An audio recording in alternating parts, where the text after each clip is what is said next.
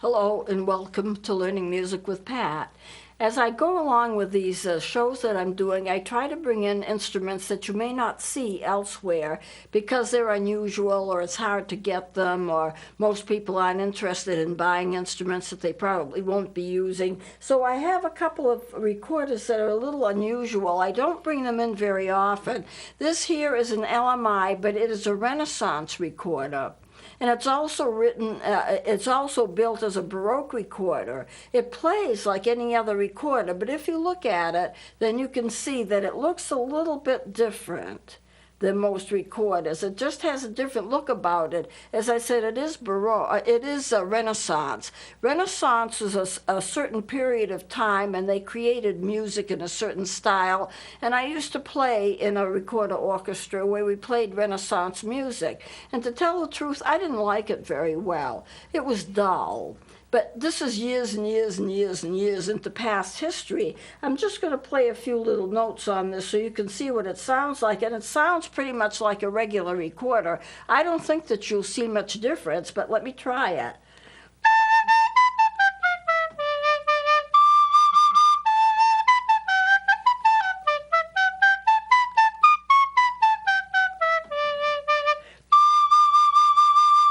So it sounds like a regular recorder. It's got a nice tone, but it is considered to be a Renaissance recorder. And the other recorder I want to show you, it's a gill. Gill is a very nice name. This is the only gill that I have. And the wood comes from Israel, and we believe that it's cedar. I used to know for sure what it was. I've had this for a few years. And when I first got it, it had that lovely fragrance that cedar gives out. So this is cedar, an instrument, and it's handmade. If you look at it, I don't think you'll be able to pick this up, but you can see the little notches where the knife was that kind of shaped it. And all the way through the instrument, you get those little nooks and so forth that a knife would make. And so this one is a gill made in Israel. The wood comes from Israel. And it has a softer tone. I want to just move this a little bit. It has a little bit of a softer tone than other recorders have. So when I play it, I have to play it for songs where I don't really have to play too loudly, but it's a very nice instrument.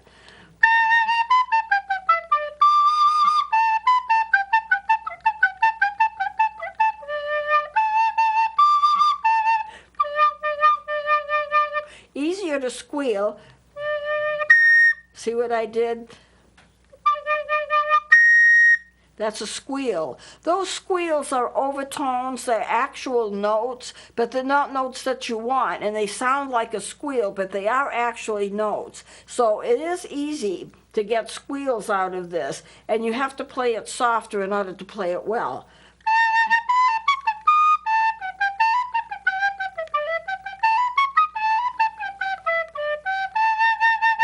It's a little different quality of tone than most of the recorders that I play, but it's a very, very nice instrument. As I say, I don't bring it in much. I keep it kind of in my apartment safe and sound. So I wanted to show you that. The other couple of things I wanted to go over with you before I start something new is that we have talked about how to take care of instruments and how to clean them.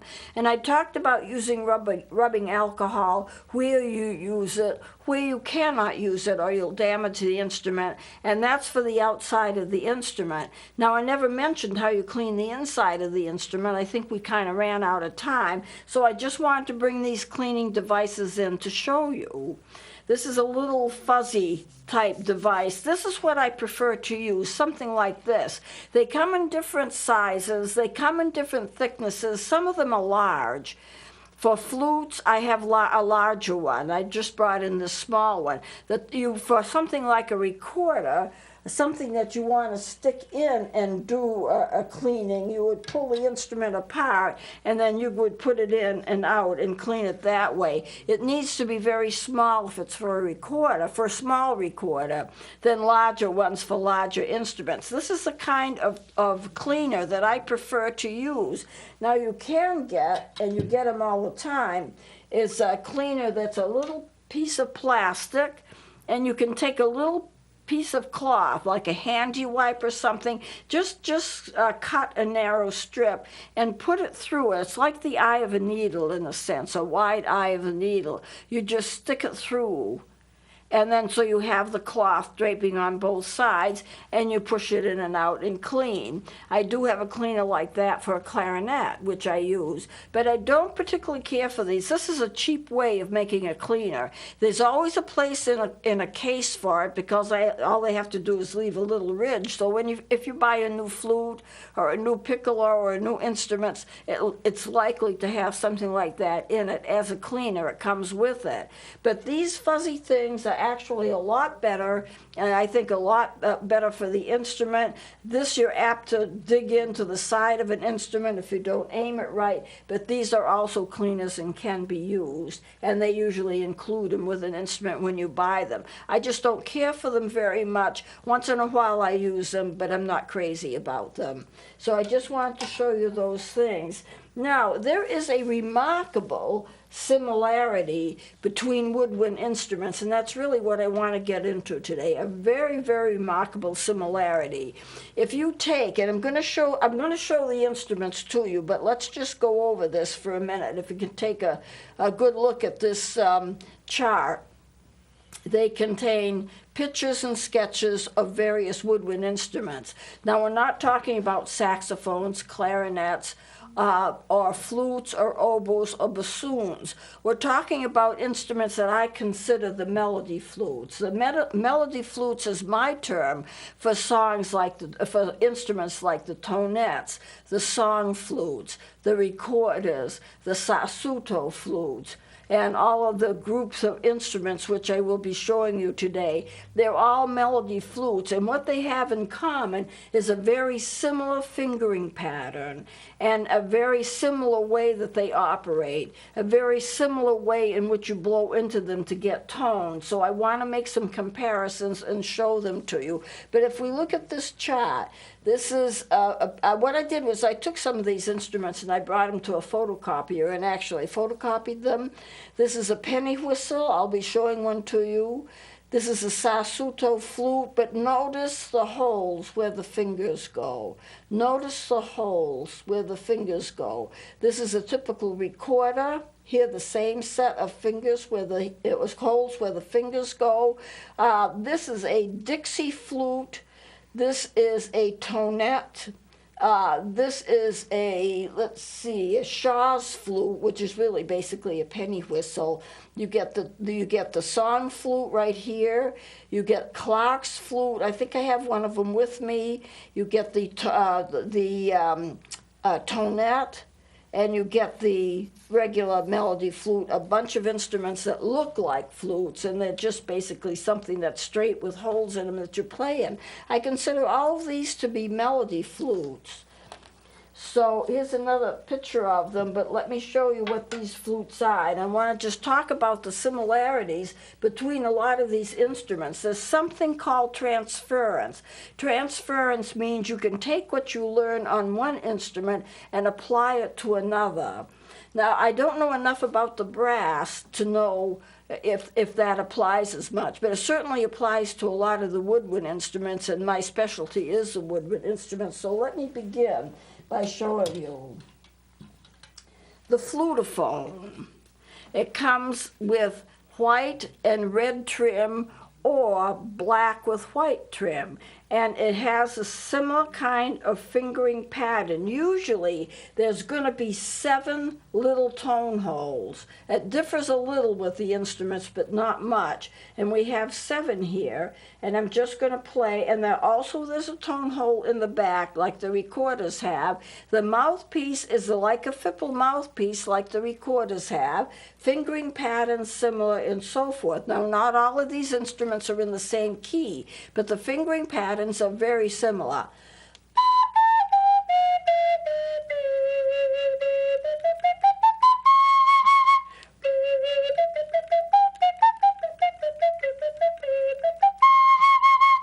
Now, it's a pretty good little instrument. You can't get octaves on it, though. See, it won't do octaves. all you do is get the squealy overtones, but that is the flutophone, and notice it's very, very similar in fingering and the tone holes as the other instruments are. So we'll put this one to one side. This is a tonette, and if you can see it, because it's black, and there's no other color, it only comes in black, so I can't do anything about that. But it does have that same type of fingering pattern, and the notes, there is a place where you can put your little finger to rest it right here. That's not a tone hole, it's just a place to rest it, and then you have your 7. And there is a little tone hole in the back for the thumb and another little spot where you can rest a finger. So let me, the tone in this isn't the greatest, but let me just play a few notes.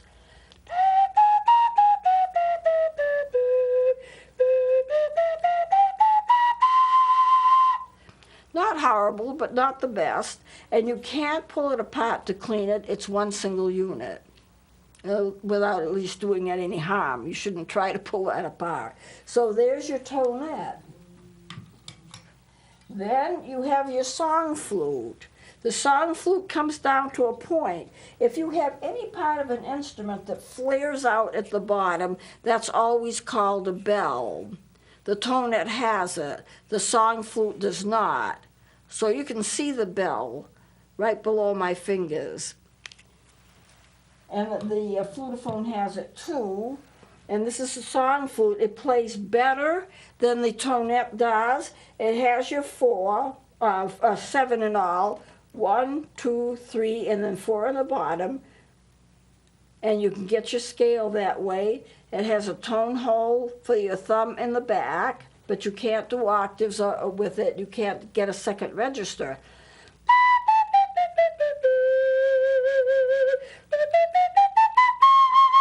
If I was trying to do an octave, I'm going to get that same squealy thing because it's not capable. Now, the recorders, you can get octaves by just half holding your thumb in the back, but you can't do it with these instruments. You do have that thumb hole. You have to keep it covered, but you can't do octaves with it.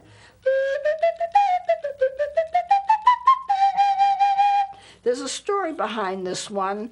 This one came from my nephews and nieces. We were riding along in their car, and they found it. It had been, I don't know, a few years maybe in the car, 2 or 3 years anyway, and they flipped it up to me. I was sitting in the back seat and said, "Here, Auntie Pat, you can have this one. We don't want it anyway." And I'm thinking, how long has this instrument been in this car? Well, it had been in for 2 or 3 years, and you know how hot it is in the summer, you know how hard it is and how bitter cold it is in the winter. It would not play. We don't want it because it doesn't play anymore. And I'm thinking to myself, why would it, you know?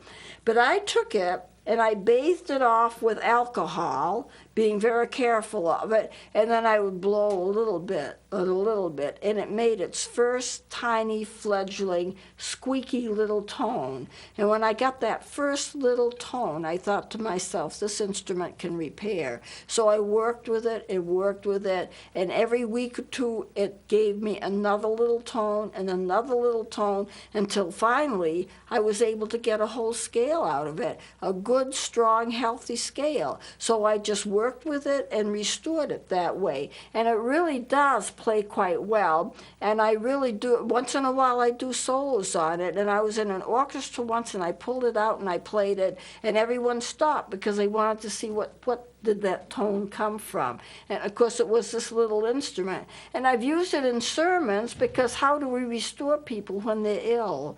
We restore them because we work with them and we're patient with them and we give them the time that they need and they can heal. Well, that's basically what I did with this instrument. So it's one of my favorite instruments for that reason.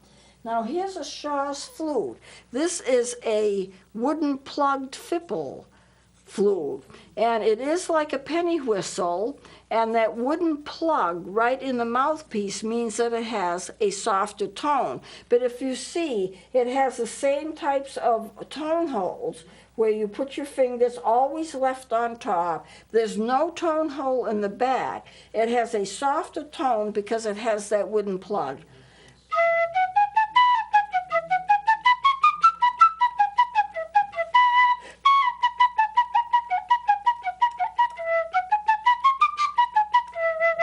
Softer tone, it plays very well. But you notice that what they have in common. And I'm going to play this one next. This is a Pearl Piper. And it plays very well in the key of E flat. I don't know how they built them. I don't think they built them purposely to be in the key of E flat, but they are. The high notes aren't quite as good, but they do play in the key of E flat. On them, they don't have a tone hole in the back, but they have a place to put each of your thumbs, like a thumb rest. And it has kind of a fipple mouthpiece.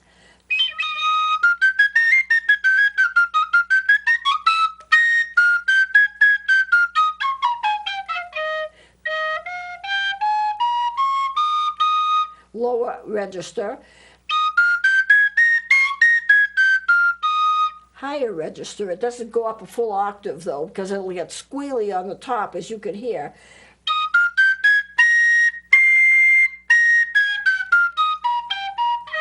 So you do have kind of a 2-octave register, but it has that same situation where you have your tone holes in the front, you can see them, no tone holes in the back, and that whistle kind of fipple mouthpiece like the others have. Now this is a Clark's. This is a Clark's, and this one is in the key of C, and it is a conical, which means it comes down to a point. A cylindrical would not come down to a point. It is a conical, it comes down to the point. You have the same little wooden plugged fipple mouthpiece and the same little labium and area on the top that the recorders do. No tone hole in the back. It's a very nice instrument and a little harder to play because it's a little harder to get tones out of.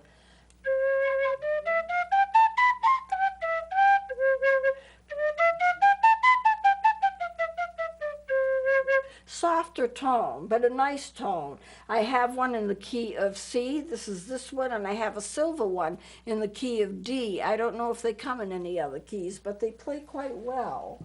Now we have the Sassutos.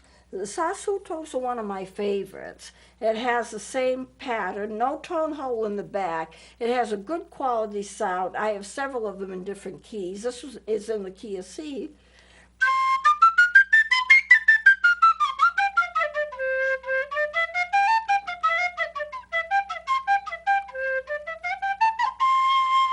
So that's the Sassuto.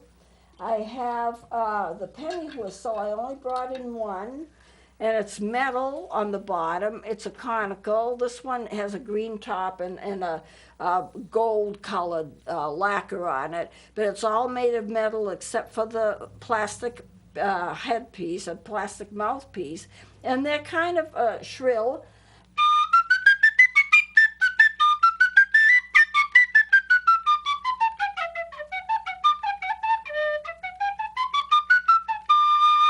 I use this in the opening song for the show, in the closing song for the show, but the one I used was in E flat. This is in the key of D. They do come in different sizes, and they can play brilliantly. They play a lot of music. They're not a toy. They play a lot of music. Now this one is a magic flute. It's called a magic flute made by First Note. There's no bell, it's a conical, and it's basically just a tube with holes where you put your fingers, always the left on top and the right on the bottom.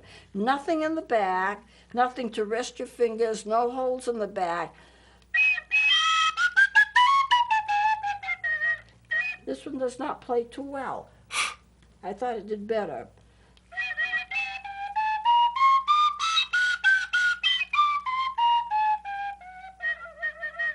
That's as well as it can do. Okay, and I have this, which is probably the cheapest made instrument that I own, except for the nose harp. I'm not even sure. I think the nose harp might have been more expensive. This is just a cheap piece of soft plastic with something that's cut out to look like a mouthpiece. It does play some notes though, and so I've always kept it because it has the basic things that you require of an instrument that's a woodwind. A place to put your fingers, tone holes kind of down in a straight line, and a mouthpiece that's got kind of a labium on it. That's what they all have.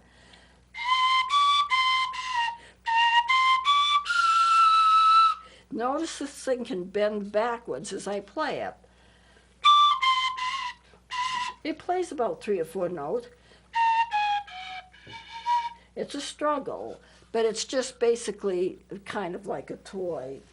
Then I have, of course, the regular recorders. This is my sopranino. I'm going to have to close it off in a minute. This is sopranino is the smallest recorder that's produced, and it is a Yamaha. It has the full range of a recorder. It plays very well. It's a small one, so therefore it's going to be high pitched.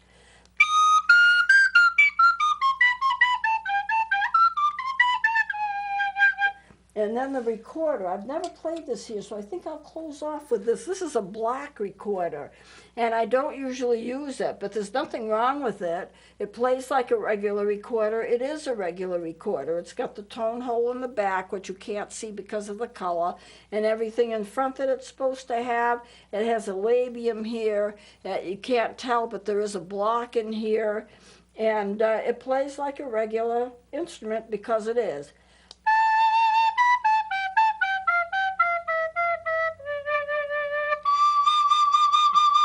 It's like a regular recorder. It is a regular recorder, but you don't see many black ones, so I brought it in.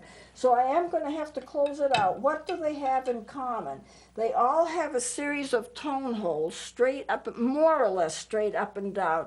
Some of them have a tone hole in the back for your thumb called the thumb hole used for octaves, and they're very similar. All of them are very similar. So you can transfer what you know about one instrument, and in many cases, transfer it to another instrument and help to play the other instrument as well. Now, not everything's going to be the same, but there's such a similarity. It is remarkable, the similarity between these various melody flutes and how well they actually play in different keys, but the same principles apply. How you use your mouth, how you squeeze your lips, how you put your teeth on the mouthpiece and your lower lip covering the lower teeth, and how you place your hands, and the left hand always goes on top. Even if I were to play the piccolo, or if I were to play some other instrument, the left hand is still going to go on top and the right hand is still going on the bottom. So that's the way it is. So much similarity, so that if you're learning one instrument, you may actually be able to apply a lot of what you go playing to the other instruments that you have. And most people do play more than one instrument. I started off with piano, then went to saxophone, clarinet, flute. I did play some oboe and bassoon, which I love, but I don't happen to have an oboe and bassoon, so I'm not playing them now, of course. And other instruments that I've collected over the years, about 245 instruments now. So I'm going to close it here, and we're going into the basics of playing next time. I had started it last time, but we'll continue with it next time. So please join me then.